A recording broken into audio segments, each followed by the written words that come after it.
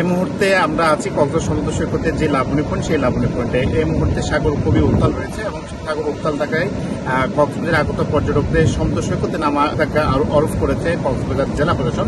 কক্সবাজার জেলা প্রশাসন যিনি বলছেন, এই মুহূর্তে সাগর উত্তাল থাকার কারণে রিফ কারেন্ট সৃষ্টি হয়। রিফ কারেন্টের কারণে অনেক পর্যটক কিন্তু বেশি যাওয়ার কিন্তু সবচেয়ে বেশি ঝুঁকি আছে বলে জানিয়েছে। তবে কক্সবাজারে যারা পর্যটক ব্যবসায়ী আছে তারা যেটি বলছেন, কক্সবাজারে আগত পর্যটকদের জন্য বিশেষ ছাড় দিলেও এই মুহূর্তে তাদের যে হোটেল কক্ষগুলো রয়েছে সেটি অধিকাংশ খালি এবং তারা যেটি বলছেন, আজ থেকে শুরু হওয়া এইচএসসি যে পরীক্ষা, সেই পরীক্ষার কারণে কক্সবাজারে আসলে পর্যটকের বাটা পড়েছে। তারা যেটি বলছেন, যখন শিক্ষার্থীদের যে পরীক্ষা, সেই পরীক্ষা শেষ হলে অর্থাৎ জুলাইয়ের শেষের দিকে কিন্তু কক্সবাজারে পর্যটক আবার নতুন করে চাঙ্গা হবে বলে জানিয়েছেন। কক্সবাজারে যে হোটেল মালিক রয়েছে তাদের সাথে আমরা কথা বলেছিলাম, তারা যেটি বলছেন, কক্সবাজারে এই মুহূর্তে তাদের যে পর্যটক না থাকে তাদের কক্ষগুলো অধিকাংশ খালি রয়েছে। তবে তারা যেটি বলছেন, বর্ষাকাল আসলে পর্যটকদের জন্য সিজন না হলেও তারা যেটি বলছেন যে যখন বর্ষাকাল যখন চলে যাবে তখন নতুন করে যে আবার যে পর্যটক যে মৌসুম, সেই পর্যটক মৌসুম শুরু হবে বলে তারা জানিয়েছেন।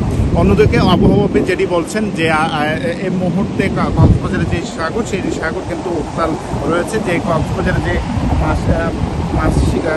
সাগরে যে মাছ শিকার করতে যাওয়া যে বোটগুলো রয়েছে সেগুলো উপকূলের কাছাকাছি থাকতে নির্দেশনা দেওয়া হয়েছে এমনটি জানিয়েছে।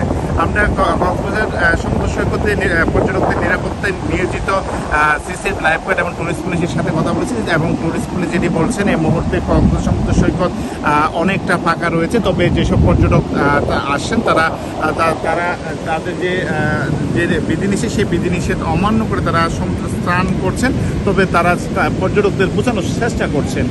কক্সবাজারে যে আমরা যেটি খবর নিয়ে জানতে পেরেছি, কক্সবাজারে যে রেস্তোরাঁগুলো রয়েছে, পাশাপাশি যে হোটেলগুলো রয়েছে, সেখানে যে কর্মচারী রয়েছে তারা অলস সময় পার করছেন। তারা যেটি বলছেন, যে টানা যে বৃষ্টি, সেই বৃষ্টির কারণে পর্যটক না থাকায় তারা অলস সময় পার করছে। তারা যেটি বলছেন যে নতুন করে যে সামনে যে পর্যটক মৌসুম শুরু হবে সেটাতে নতুন রূপে আপনার কক্সবাজার সাজবে বলে তারা মনে করছেন। তবে কক্সবাজারে সবচেয়ে বেশি বিপাকে পড়েছেন যে ক্ষুদ্র যে ব্যবসায়ী, অর্থাৎ কিটকট এবং যারা কক্সবাজার সমুদ্র সৈকতের পর্যটকদের উপর নির্ভর করে চলে, কুড়া চালক এবং জেট স্কি যারা চালায়, তারা যেটি বলছেন তারা মূলত দিনে এনে দিনে যে রোজগার হয় সেটার উপর তাদের পুরো পরিবার নির্ভর করে। তবে পর্যটক না থাকায় তারা সবচেয়ে বেশি ক্ষতিগ্রস্ত হচ্ছেন বলে এমনটি জানিয়েছে। শুধু কক্সবাজার সমুদ্র সৈকত ছাড়া যে অন্যান্য পর্যটক স্পটগুলো রয়েছে, হিমছড়ি, ইনানি, সেখানে কিন্তু পর্যটকের বাটা রয়েছে এবং পর্যটক ব্যবসায়ী যেটি বলছেন, সামনে যে পর্যটক মৌসুম শুরু হবে সেখানে তারা তাদের এই মুহূর্তে যে অলস সময় পার করছেন, তাদের যে ক্ষতি হচ্ছে সেটা পুষিয়ে নেবেন। এই ছিল আমার কাছে কক্সবাজার সমুদ্র সৈকতের সর্বশেষ পরিস্থিতি। সাইদুল ফরহাদ, ঢাকা।